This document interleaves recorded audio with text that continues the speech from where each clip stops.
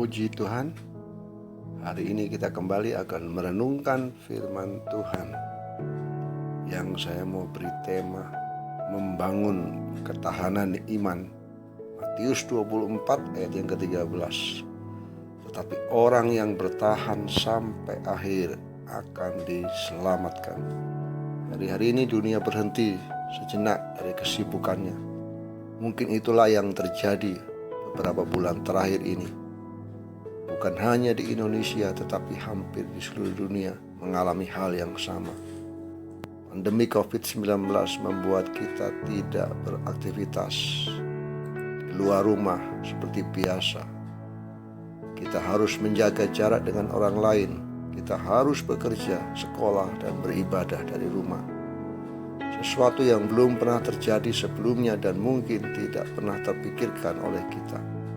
Namun kenyataan itulah yang terjadi sekarang ini. Kita berada dalam suatu kondisi ketidakpastian dalam berbagai hal. Bahkan tidak sedikit yang sudah terdampak dengan keadaan ini. Ada yang kehilangan pekerjaan, kehilangan anggota keluarga atau teman, kehilangan harta benda, dan bahkan ada yang mengalami kelaparan. Krisis ekonomi pun sudah menanti jika wabah ini tidak kunjung usai. Harapan seakan jauh dari jangkauan kita. Tetapi ketahuilah, semua terjadi atas seizin Tuhan.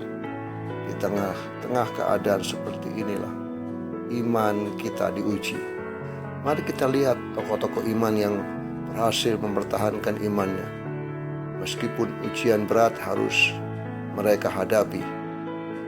Ayub, Yusuf, Abraham, dan banyak tokoh iman lainnya akhirnya mencapai akhir yang membahagiakan.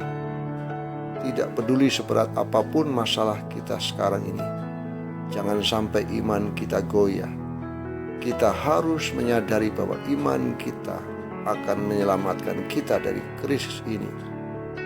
Iman kita kepada Tuhan dan janji-janjinya yang akan menyelamatkan hidup kita dan keluarga kita dari krisis yang kita hadapi hari-hari ini. Iman kita akan darah Yesus juga akan menyembuhkan kita dari segala penyakit termasuk virus COVID-19.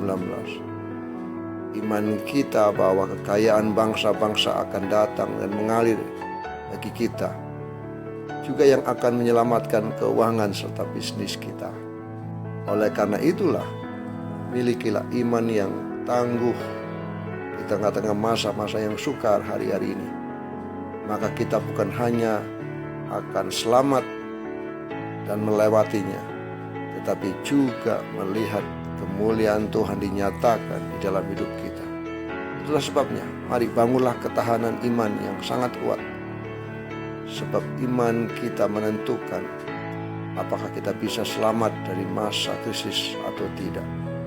Biarkan di tengah-tengah krisis yang ada, kita tetap bertahan dalam iman kita.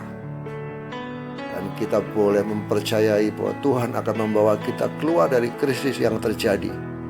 Dan Tuhan Yesus dimuliakan di dalam hidup kita.